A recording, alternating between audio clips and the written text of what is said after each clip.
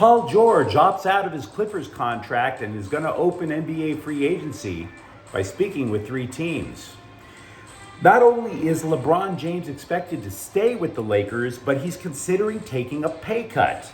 And the Kings make another trade during the NHL draft. Good morning. I'm James. This is your daily dose of sports and snark for the greatest sports city in the world, Los Angeles. This is the Faithful Angelinos Morning Report. And so it is June 30th, 2024. It is a lovely morning in the Sanctum Sanctorum of LA Sports. It's also Sunday, the Lord's Day. So if you believe as I do, take a moment. Thank God for the blessings that you have in your life, like LA Sports. If you like being in the know about LA, clickety-clack the like button. Clickety-clack the subscribe button. There's a notification bell. Hit that. It'll let you know when we drop new content. Sharing is caring. Let people know we exist. And by all means, comment. Now, before we go through the news and notes, a look at the scoreboard. Dodgers 14, Slum Francisco 7 in 11 innings. Miguel Rojas drove in 4 runs. Will Smith goes 3 for 6 with 3 RBI. Shohei Ohtani hits home run number 26. Galaxy 3, San Jose 0. Dejan Joveljic moves into 10th all time for Galaxy goal scorers. There's a rapid recap of the match on the Galaxy playlist. Meanwhile, LAFC also shut out Colorado 3-0. Matuz Bogusz with a hat trick. The Galaxy and LAFC are tied atop MLS's Western Conference, with El Tráfico coming at the Rose Bowl on Thursday. Give me some of that. And by the way, as for today, the Dodgers at Slum Francisco at 1. James Paxton, 7-1 with a 3.39 ERA. Randy Rodriguez is 2-1 with a 4.45 ERA. And Orlando is at Angel City FC at 4:30. And let's get to the news. NBA free agency begins this afternoon, which made Saturday pretty doggone important.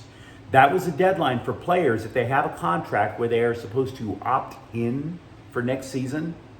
They had to make their decision yesterday so that it totally sets up the NBA free agency field.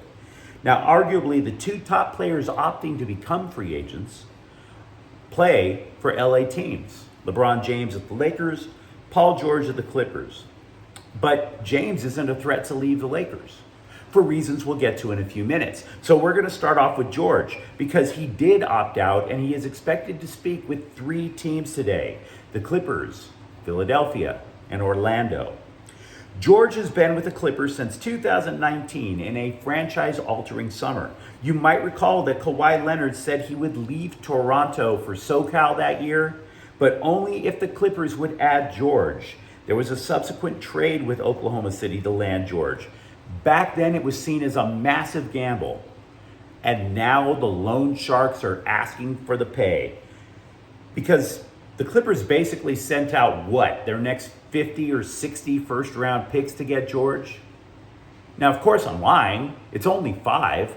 But they not only offered 5 first-round picks, which is nuts. They swapped picks a few times with Oklahoma City, and they also sent them Shai Gilgeous-Alexander, who has become one of the game's elite players. And yet, they're kind of stuck. They're really now between a rock and a hard place. Losing George would be extremely painful for the franchise because they don't have draft picks now to go replenish the roster. More than that, any hope that the Clippers have for a title pretty much get extinguished without him.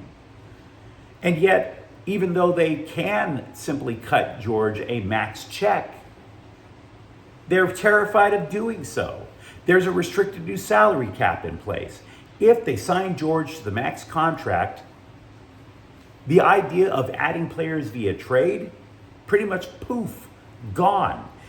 The salary cap in place now, if you are over a so-called second apron, it means that you can't make a deal unless the trade is dollar for dollar.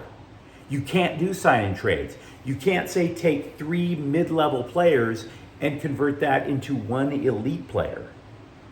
So what do the Clippers do? And then you have to ask, what the hell does Paul George do?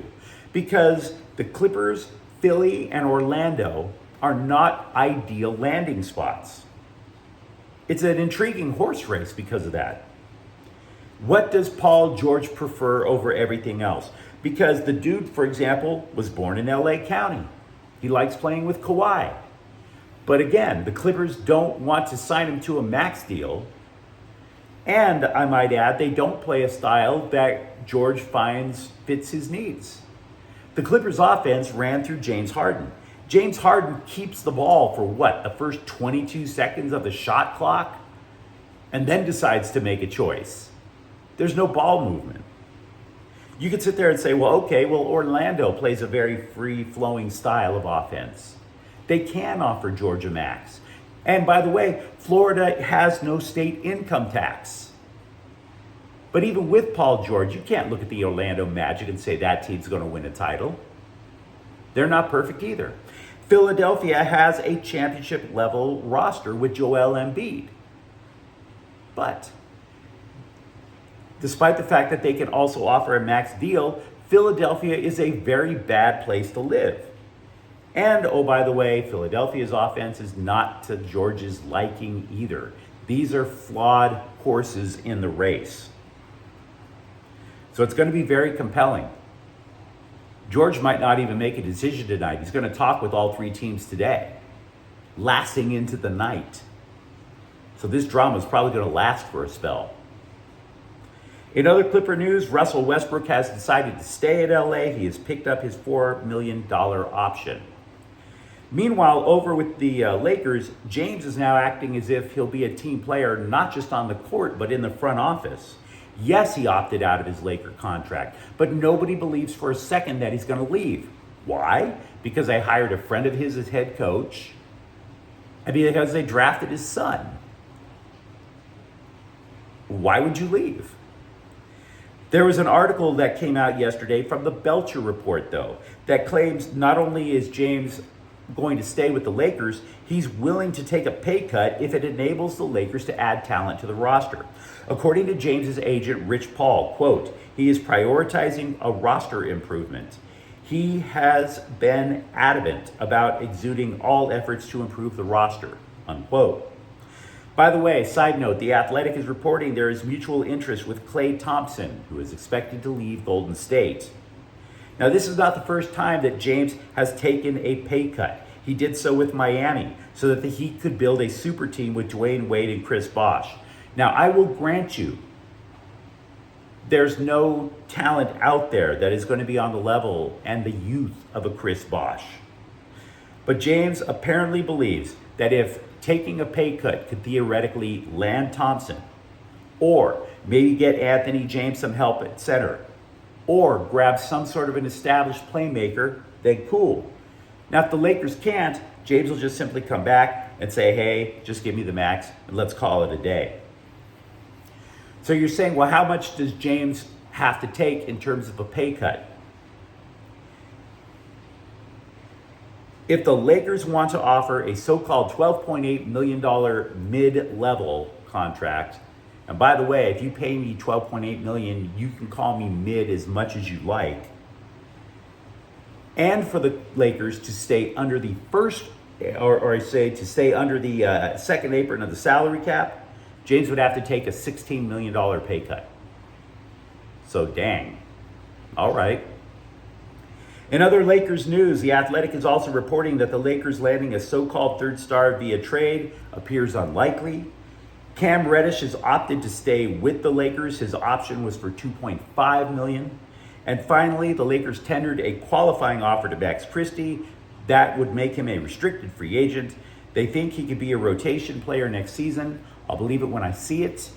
The dude's put in the work, but for whatever reason, he just simply doesn't get on the court. If I tried to break down all the picks of the NHL draft, even for just one team, the LA Kings, we would all start getting drowsy. 6 rounds were held yesterday. And if you ever take a look at a draft list in the NHL draft, these kids are coming from places where they don't even have internet, much less clips on YouTube.